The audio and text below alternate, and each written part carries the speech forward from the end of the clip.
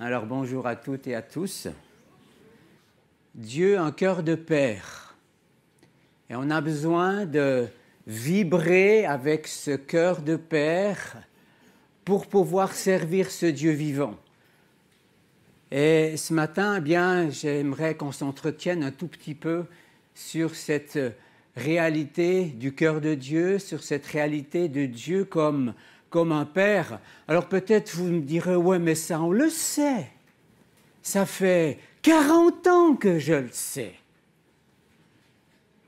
Puis d'autres me diraient, en tout cas, ne me parle pas du père, hein, parce que moi j'en ai eu un et j'en veux pas d'autre.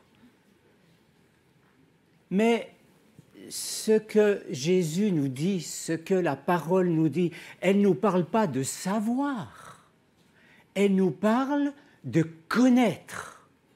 Et vous savez qu'il y a une grande différence entre savoir des choses et connaître les choses. On me dirait, c'est plus ou moins la même chose, non? Dans la pensée de Dieu, connaître, c'est vraiment connaître de l'intérieur. Ça fait écho à l'intimité. Connaître, c'est entrer dans une intimité avec l'autre. Donc ça n'a rien à voir avec une info là-haut. Ça a à faire avec quelque chose qu'on porte à l'intérieur. Et j'aimerais lire un texte dans Jean 17, les 3 premiers versets. Après avoir ainsi parlé, Jésus leva les yeux au ciel et dit, « Père, l'heure est venue. Glorifie ton Fils, afin que ton Fils te glorifie, selon que tu lui as donné pouvoir sur toute chair, afin qu'il accorde la vie éternelle à tous ceux que tu lui as donnés. Or, dit Jésus, la vie éternelle, c'est qu'ils te connaissent dans cette réalité-là, toi, le seul vrai Dieu, et celui que tu as envoyé, Jésus-Christ. » Ce texte nous parle de 2 éléments importants. Il y en a d'autres, mais j'aimerais simplement en retirer 2. Il nous parle de la réalité de la vie éternelle, et puis il nous parle de la réalité de connaître le seul vrai Dieu. Alors on peut se poser la question, mais c'est quoi la vie éternelle? Alors on peut avoir différentes réponses. Pour certains, c'est « Ah, ben une fois que je serai mort en Christ, eh bien je vais goûter à la vie éternelle. » Donc c'est un futur. Et on espère que ce futur, il est aussi éloigné de nous parce qu'on n'aime pas être confronté à la mort. Et on espère vivre comme Abraham jusqu'à 140 ans, au moins. Alors ça veut dire que la vie éternelle est vraiment un futur quand même lointain, pour certains plus proche. Mais est-ce que c'est ce que Jésus nous dit? Jésus va nous dire ici, « Or, la vie éternelle, c'est qu'ils te connaissent. » Donc ça veut dire quoi? Ça veut dire que cette vie éternelle, elle est déjà maintenant. Nous sommes, nous, et je veux croire que chacun d'entre nous a vécu une expérience avec Jésus, qu'il a accepté le sacrifice de Jésus à la croix, et que comme Jean va le dire dans son évangile au 1er chapitre, il est né de Dieu parce que le fait de croire nous donne le pouvoir d'être né de Dieu, de devenir enfant de Dieu. Donc à partir de ce moment-là, où cette naissance qui provient de Dieu habite en moi, la vie éternelle vient en moi. Ça veut dire que c'est du maintenant, c'est pas du futur. Et ce que Jésus nous dit ici, c'est que le contenu de cette vie éternelle, ou le but de cette vie éternelle, que tu vis déjà parce que tu es enfant de Dieu, c'est de connaître Dieu, de connaître le Père, de connaître ce Père extraordinaire qu'on ne peut pas imaginer. Paolo, hier, nous a montré une petite vidéo de 6 minutes, éblouissante, pour nous montrer l'incalculable grandeur de Dieu. Je n'ai plus les chiffres, mais je crois qu'on a plus de 380 billions de galaxies qui nous entourent. C'est énorme. Et Dieu est encore plus grand que ça, parce qu'il est le Créateur. Donc ce Père, qui est Dieu, qui devient ton Père parce qu'il te fait naître spirituellement et t'accorde cette vie qui ne peut pas s'éteindre, il t'invite à le connaître. Pas simplement pour que tu aies des beaux yeux, un grand visage rayonnant ce matin, parce qu'il y a un but derrière, et Jésus va le dire dans ce chapitre 17, c'est de glorifier son nom. Donc, nous avons le privilège, nous avons pris le bon chemin qui est Jésus qui nous amène au Père pour que nous puissions apprendre à le connaître et qui nous permet de glorifier son nom. Ça veut dire que son nom soit vu, que son nom soit connu, pas seulement dans la congrégation de ceux qui professent la foi en Jésus, mais partout, à l'extérieur, que le monde puisse voir que Dieu, le Père, vit en toi et qu'il se manifeste au travers de toi. Donc ça veut dire que nous ne sommes pas appelés ou nous ne sommes pas nés de Dieu pour occuper une chaise, excusez-moi l'expression, mais nous sommes nés de Dieu pour connaître le Père et le manifester. C'est ça la vie éternelle. C'est ça la vie éternelle. Et je crois qu'on doit cesser de penser que la vie éternelle, c'est une histoire du futur. Que c'est quand je serai enlevé, quand je serai au ciel. Mais vous savez, le ciel va descendre sur la terre. Donc, occupons-nous de connaître le Père et de manifester sa gloire.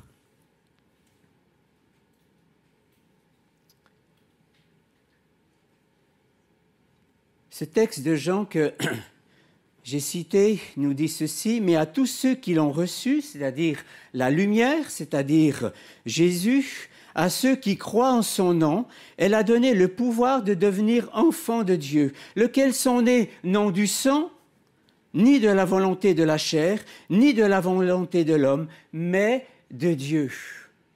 Et le miracle qu'on ne peut pas imaginer, on ne peut pas comprendre, mais on peut croire. Et ce que Dieu souhaite pour chacun d'entre nous, c'est que nous ayons la conviction profonde que tu es fils, que tu es fille de Dieu, parce que tu as accepté celui qui a porté la lumière dans le monde. Tu n'es pas un bâtard, tu n'es pas un exclu, tu n'es pas un raté, tu n'es pas un échec, tu es devenu fille et fils de Dieu. Et je crois que ça, c'est le pilier central de ton identité de chrétien.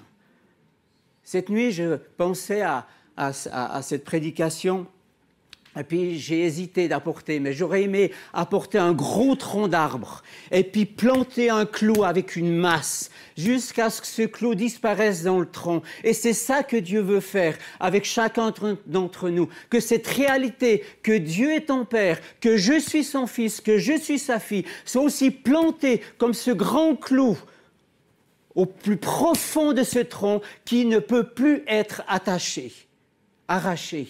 Et la seule chose qui pourrait faire réapparaître ce clou, c'est de brûler ce tronc. Dieu veut qu'on soit enraciné profondément dans cette réalité. Parce que cette réalité de Père, mes amis, aujourd'hui, elle est en train de disparaître. Regardez ce qui se trame dans nos politiques. On veut faire accepter que la famille est multiforme, qu'on peut avoir 2 papas, ou pas de papa du tout, qu'on peut avoir 2 mamans et pas de papa. Donc on est en train de déchiqueter, de déchirer, de mettre à côté le principe de la paternité de Dieu et le principe que nous avons un Père, qu'il y a une relation qui nous est promise, une relation d'intimité, une relation extraordinaire, une relation qui fait notre raison de vivre. La notion de Père est omniprésente dans la parole. Il est intéressant de voir que dans la parole, il n'est jamais mention de leader. Leader est devenu un terme anglo-saxon très familier où on parle de leadership. Mais la Bible parle de paternité. Et la paternité est très différente du leadership. La paternité, ça fait écho à la famille, ça fait écho à la relation. Un leadership fait écho à un commandement, à un maître qui donne des ordres, à quelqu'un qui est au-dessus et qui dispatche. Alors, c'est vrai qu'on retrouve ce rôle de gouvernement dans la paternité, mais il est entouré de cet amour paternel, de ce soin paternel, alors que dans le leadership, il peut y être absent malheureusement. Il y a plus de 1500 passages, mes amis, qui parlent de la paternité dans la parole. Depuis la première page jusqu'à la dernière. Pas toujours en fonction de Dieu, mais Dieu est attaché à la famille. Et lorsque on lit ce texte, j'en ai pris quelques-uns, mais je vais passer outre. Vous tapez Père et Dieu sur un moteur de recherche biblique, et puis vous avez tous les textes qui viennent. Paul va nous dire dans Éphésiens 3, 14, 17, « À cause de cela, je fléchis le genou. » Devant qui? Le leader? Non, devant le Père, duquel tire son nom toute famille, dans les cieux et sur la terre, afin que ce Père vous donne, selon sa richesse, la richesse de sa gloire, d'être puissamment fortifié par son esprit dans l'homme intérieur, en sorte que Christ habite dans vos cœurs par la foi. Et puis on continue.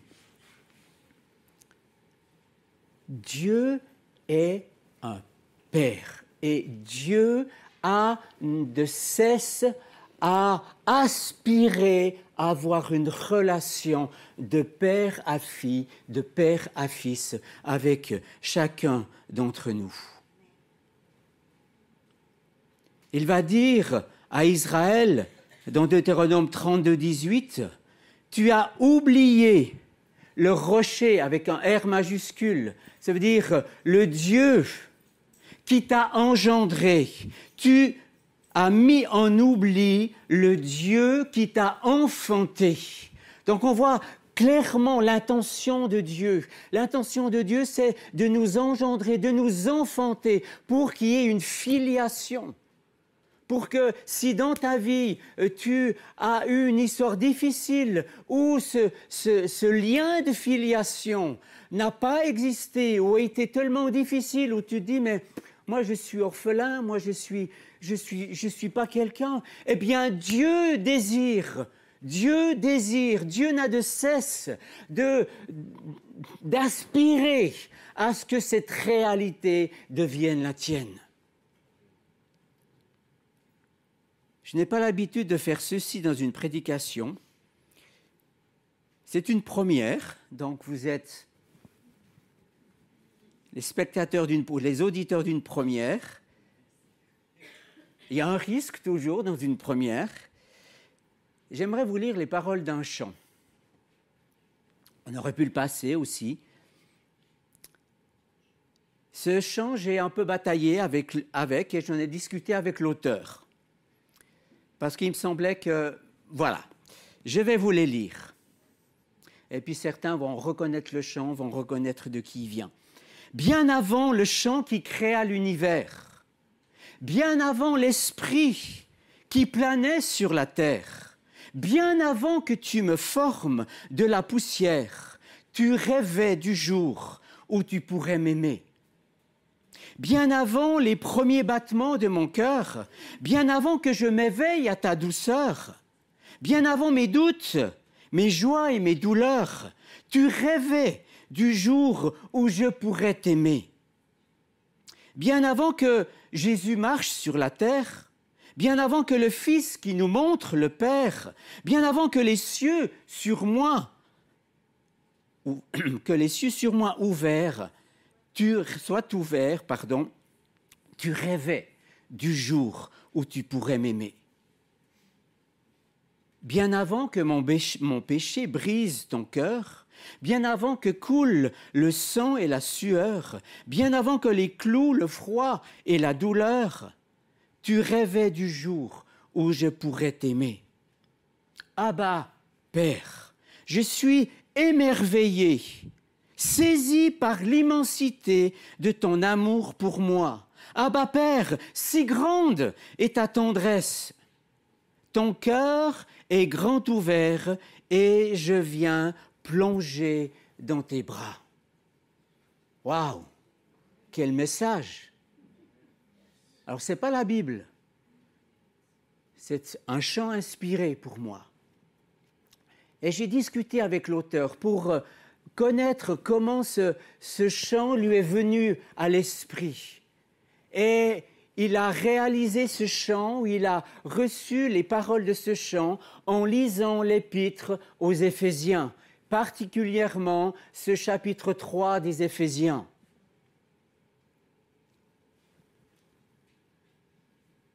Qu'est-ce que ce chant, ou quel est le message de Dieu qui se cache derrière ce cantique ou ce chant? Eh bien, le Dieu éternel, le Dieu immensément grand, a une aspiration multiprofonde. Je n'ai pas de mot assez grand, mais d'une profondeur extrême et d'un désir ardent, mais profondément ardent, qui l'a poussé à donner son propre Fils pour qu'il puisse avoir avec toi, avec moi, une relation d'amour. Parce que cette relation d'amour que Dieu peut avoir avec toi et avec moi, dans cette filialité, elle ne peut venir qu'au travers du sacrifice de Jésus pour toi. Nous avons été créés par Dieu. Dieu est le Père de la vie. Mais beaucoup de gens ne le savent pas ou le nient et n'ont pas de rapport, de relation avec ce Dieu de la vie. Pour avoir cette relation avec le Dieu de la vie, il faut passer par une porte. Il faut emprunter et accepter le chemin que Jésus a donné. Et ce chemin me mène au Père et me met en contact avec ce Père et me permet d'avoir cette relation de fille, fils à Père. Et c'est cela qui brûle dans le cœur de Dieu. On me dit, mais on l'a tous parce qu'on a tous accepté ce chemin. Mais est-ce que ce feu de leur relation, ce feu d'amour dans ton cœur vis-à-vis du Père brûle de manière à être le centre, le point d'orgue de ta vie, le point le plus important de ta vie. Parce que Jésus dit, la vie éternelle, c'est de connaître le Père. Nous sommes nés de Dieu, nous sommes engendrés de Dieu. Donc il y a une action de Dieu qui est venue, qui est un miracle, qu'on ne peut pas expliquer, mais qui est vérité parce que c'est lui qui le dit. Il y a cette action de naissance, il y a cette action d'engendrement de la part de Dieu qui fait de toi, qui fait de moi un fils et une fille. Mais quel miracle! Et ma question souvent, et je la pose d'abord à moi-même, mais est-ce que je suis pleinement conscient de cette réalité? Est-ce que je suis pleinement conscient de cette identité? Est-ce que je peux sauter, comme le disent les paroles de ce chant? Est-ce que je peux sauter dans tes bras d'amour? Est-ce que j'ai aucune retenue pour sauter dans les bras d'amour du Père qui est Dieu? Ou bien est-ce que, comme on l'a vu hier après-midi, il y a des obstacles, des empêchements à cause des circonstances de la vie, à cause de notre image de Dieu? Parce qu'on pense que Dieu est un père fouettard, que Dieu est punitif, que Dieu est ceci, que Dieu est cela. Et alors on se dit, non, non, moi de ce Dieu-là, moi j'en veux pas. En tout cas, il ne m'attire pas. Mais ça, c'est une fausse image. Dieu est Père. Et ce qui est extraordinaire, c'est que dans le grec et dans l'hébreu, le terme que nous avons en français, né de Dieu et engendré de Dieu, c'est le même terme. Alors qu'en français, on a dissocié. L'engendrement est différent de la naissance. Vous êtes d'accord, vous, parents? C'est différent. Mais pour Dieu, c'est le même terme. En somme, en hébreu et en grec, c'est le même terme. Ça veut dire que Dieu a cette capacité de t'engendrer et te donner la vie et de te faire naître. Ça veut dire que Dieu est en même temps ce Père et en même temps cette figure de mère qu'on retrouve dans l'Écriture. Dieu est complet. Et parce que Dieu est complet, il est capable de t'engendrer et de te faire naître. Waouh! Mais quelle nouvelle, les amis! Alors vous me direz, oui, mais on sait toutes ces choses. Je le souhaite que vous le sachiez, bien avant ce matin. Mais ce qui brûle dans mon cœur, c'est que nous puissions le vivre. C'est que ça soit là au plus profond de nos entrailles. Et que cette réalité, ce savoir qui est bon, je dirais, en soi, devienne une connaissance expérimentale, où j'ai une relation avec ce Père, où ce Père a une relation avec moi, où je peux connaître ce qu'il y a sur le cœur de Dieu. Est-ce qu'on connaît vraiment ce qu'il y a sur le cœur de Dieu? Est-ce qu'on sait quel est notre héritage? Est-ce qu'on sait quelles sont les intentions de Dieu pour ma propre vie? Est-ce que je sais l'appel que Dieu a déposé dans ma vie? Est-ce que tu sais pourquoi tu es né de Dieu? Quel est ton rôle? Quelle est ta fonction? Quel est le mandat qui t'est assigné à toi seul et pas à ton voisin? Est-ce qu'on le sait? Mais je ne pourrais pas le savoir si je n'entretiens pas une relation avec mon Père. C'est dans cette relation d'intimité, c'est dans cette proximité que je vais pouvoir connaître et entendre, ben, tu vois, ce que j'ai pour toi de toute éternité, c'est ceci et cela. Quand on lit Jérémie, ça nous dépasse. Jérémie entend la voix de Dieu et qui lui dit, mais tu sais, Jérémie, avant que tu ne sois conçu, je t'avais destiné prophète des nations. On aimerait tous être Jérémie, là. Pas pour être prophète des nations, parce qu'il a payé un sacré prix, hein, mais pour entendre cette voix de Dieu. Mais tu sais, ma fille, ce à quoi je t'ai engendré, c'est ceci et cela. Ça peut se faire, ça peut se vivre, mais je crois que Dieu aspire, comme les paroles de ce chant, il rêve. Dans cette notion de rêve, il y a cette... C'est pas que Dieu a des rêves nocturnes, il ne dort pas. Mais il a un profond désir, il a quelque chose qui brûle dans son cœur, un désir, mais profond, chez profond, chez profond, chez profond, qu'il puisse avoir une relation comme un père peut avoir une relation avec son fils. Et avoir une relation avec un fils et une fille n'est pas la même relation, n'est pas la même forme de relation qu'un père et une mère ont avec un nouveau-né. La relation que nos amis ont avec David est différente aujourd'hui qu'elle sera dans 20 ans. Parce que David aura grandi et après on a une relation d'adulte à adulte. Et c'est différent, mais c'est une relation extraordinaire. Quand nos enfants grandissent, de pouvoir cheminer aussi dans ce plan relationnel et de se dire à un moment donné, eh bien nos enfants sont adultes, ils sont dans la quarantaine. Mais de dire, mais ça fait longtemps qu'on a une relation d'adulte. Mais c'est toujours nos enfants. Mais le style ou la forme de relation change. On ne les traite pas comme des enfants, on dit maintenant tu fais ça, tu fais ça, tu fais ça. Non, mais on les accompagne. Et c'est riche, c'est extraordinaire. Et quand Dieu parle de relation de fils à fils, c'est de ce genre-là qu'il parle de relation. C'est-à-dire des chrétiens qui ont maturé. Des chrétiens qui sont devenus mûrs, qui ont eu une expérience de vie, et on peut dialoguer avec Dieu comme un fils et une fille dialoguent avec ses parents. C'est différent qu'un enfant de 9-10 ans dialogue avec ses parents ou qu'il en a 18 et 20. Oh, des fois, ça remue un peu plus dans les brancards. Ça, c'est la vie. Mais je crois que voilà la qualité. Donc, Dieu rêve, entre guillemets, comme je le dis, du jour où il pourrait m'aimer vraiment comme un père, c'est-à-dire avoir cette qualité relationnelle avec moi. Et puis, il a ce même désir que de mon côté, je puisse avoir ce désir et cette profondeur et ce profond désir, je n'ai pas d'autre terme, de l'aimer tel qu'il est, d'aimer ce Père extraordinaire, qui a créé toutes choses, qui est puissant, qui est fort. Combien de nous, lorsqu'il était à l'école, ah, mon papa, attention, hein, c'est le meilleur, hein, puis c'est le plus fort, hein.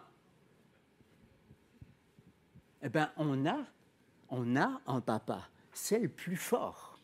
Il n'y a pas plus fort que lui. Il n'y a pas plus puissant que lui. Il n'y a pas plus bon que lui. Il n'y a pas plus fidèle que lui. Est-ce que ça ne vaut pas la peine de dire à Dieu, mais alors, moi, je veux me jeter dans tes bras. Je veux me faire, excusez-moi, même si je suis adulte, je veux écouter ton cœur. Je veux être proche de ton cœur et ainsi être à l'écoute de tes désirs pour glorifier ton nom. Et c'est ça le but, c'est que, je ne sais pas combien on est ici, je n'ai pas compté ce matin, mais on a une bonne série de personnes, que chacun de nous puisse glorifier le nom de son Père. Et je vous assure que si ça se passe, eh bien le Valais sera transformé. Parce qu'on n'est pas la seule communauté de croyants ici, il y a des croyants partout dans le Valais, disséminés dans le Valais. Et si chacun manifeste, glorifie le Père que Dieu est pour lui, eh bien ça va changer les choses. Et c'est ça le mandat du croyant. C'est ça le mandat de la communauté chrétienne, c'est de glorifier le Père, mais pas un Père, je dirais, abstrait, mais mon Père. Mon Père, c'est le meilleur. Je suis seul à le dire, mais si Monique le dit, si Raymond le dit, si Marie-Thérèse le dit, si Christian le dit, si Olivier le dit, si Véronique le dit, et tous les prénoms d'ici, waouh, ça va faire un joyeux brouhaha.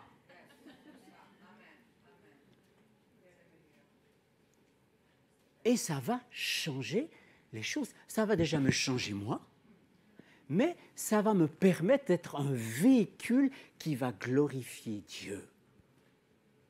Waouh!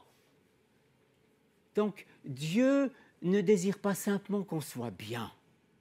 Ça, c'est extraordinaire. Mais Dieu désire qu'on soit, je dirais, restauré dans notre identité et qu'on ait cette identité filiale pour que nous puissions glorifier son nom. J'ai un peu de peine avec certaines traductions francophones, je ne vous le cache pas, qui nomment ou qui affirment que nous sommes des enfants adoptifs. Alors, je sais qu'on entre peut-être dans un grand débat théologique, ce n'est pas mon but ce matin. Mais ce que j'aimerais simplement affirmer ici, c'est que nous ne sommes pas des enfants adoptifs dans la compréhension de l'adoption actuelle dans notre monde francophone. David n'est pas un enfant adoptif, il est né de, et il est fils à part entière à 100%.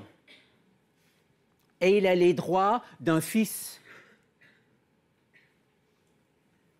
À un moment donné, même si dans l'adoption, le fils ou la fille est considéré comme fils et fille, à un moment donné, dans son intérieur, il sait qu'il n'a pas été engendré et qu'il n'est pas né de la part de ses parents.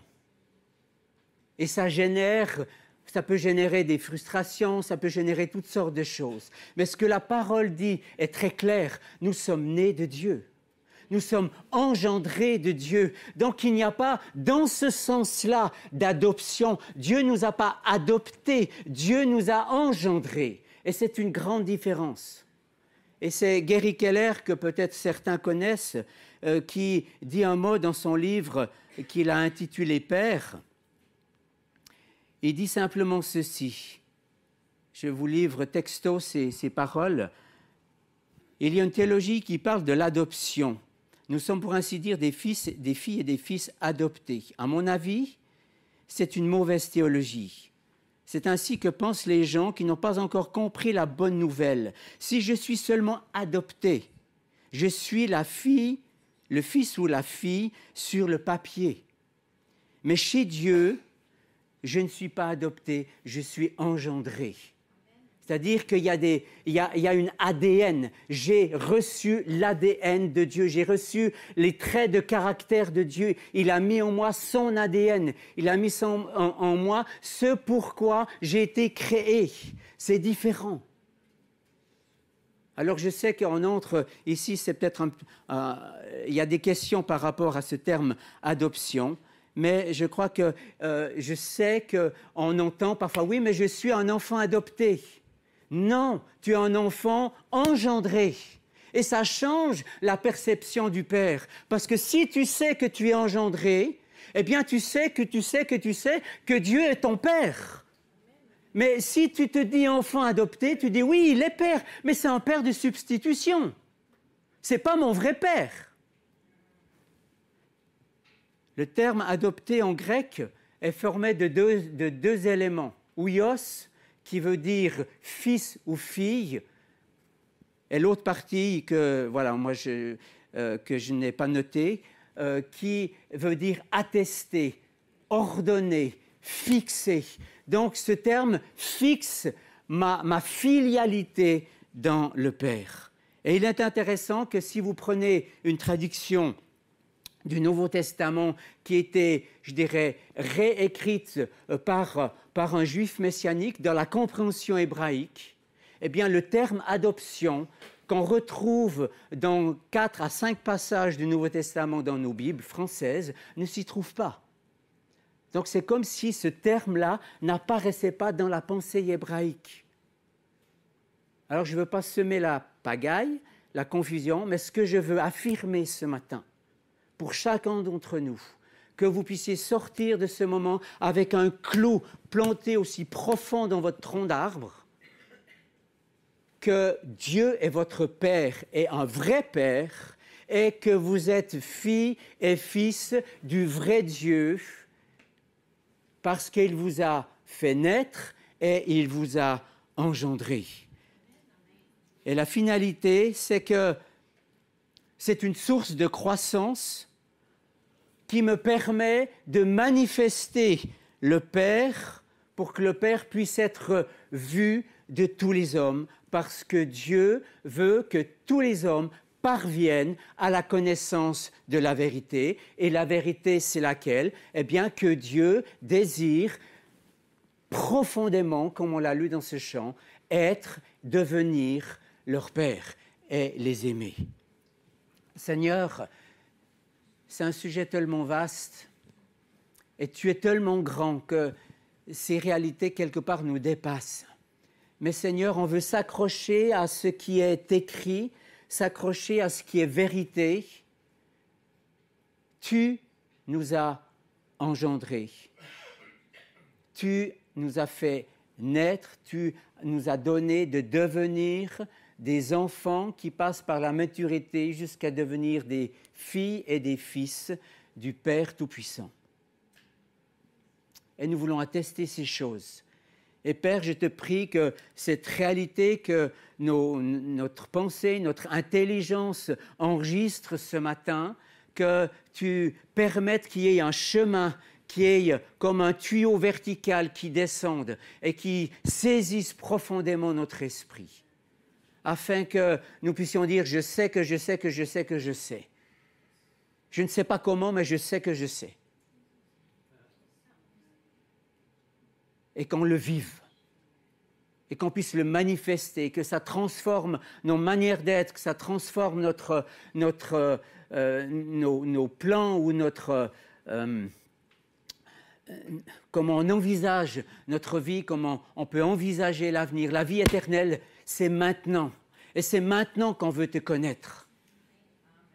C'est vrai que la plénitude de la connaissance sera après, mais maintenant tu nous donnes les outils, tu nous donnes par ton esprit la capacité de commencer à te connaître parce que tu nous as engendré cette vie éternelle, elle est là en nous.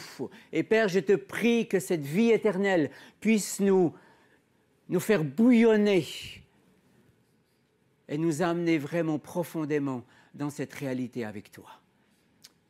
Père, dans le nom de Jésus. Amen.